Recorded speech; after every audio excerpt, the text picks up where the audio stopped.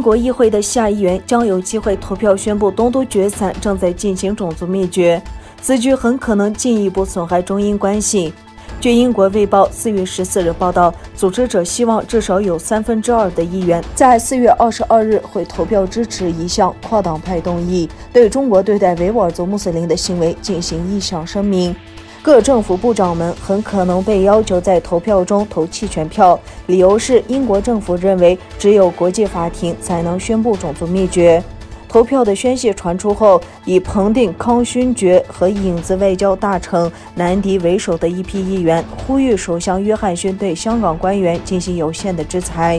他们在信中指出，现在是时候夸大因对维吾尔人发生严重侵犯人权行为而受到制裁的中国官员名单。如果获得通过，英国将成为继美国、加拿大和荷兰后第4个承认中国对维吾尔人的种族灭绝的国家。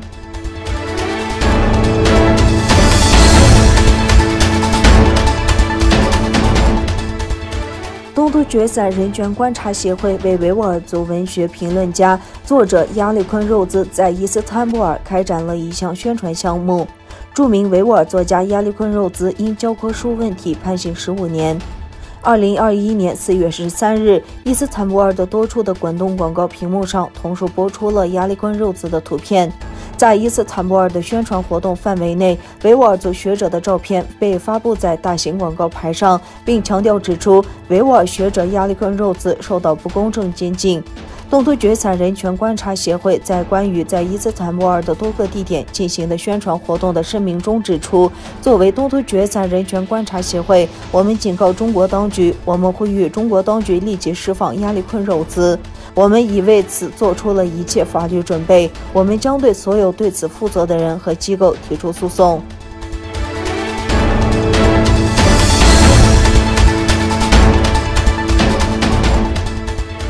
中国政府针对维吾尔族妇女的有计划和系统性的强制绝育行为引起了日美媒体的高度关注。日本主要报纸产经新闻最近发布了与一名流亡维吾尔妇科医生的采访。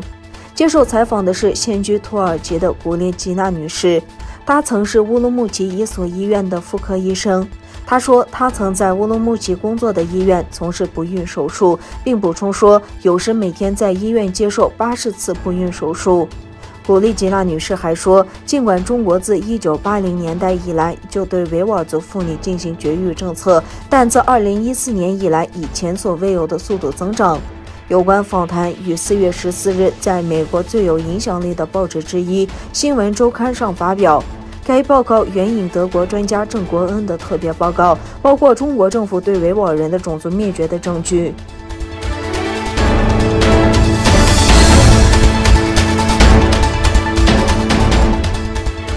美国联邦调查局局长克里斯托菲雷表示，该局每10小时就启动一项与中国有关的新调查。美国情报机构领导人周三在国会全球威胁公开听证会上作证时表示，中国因其他地区攻击性和网络能力成为空前优先事项。美国国家情报总监海恩斯、联邦调查局局长克里斯托菲雷、美国中情局局长波恩斯和其他情报机构负责人参加了会议。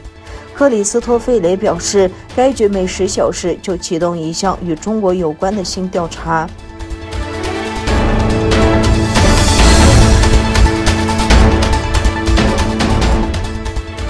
北京派驻香港的最高级官员、香港中联办公室骆惠宁昨天警告，中央言必行，行必果，对一切企图拿香港做棋子的外部势力，该反制就坚决反制，让他们有点教训。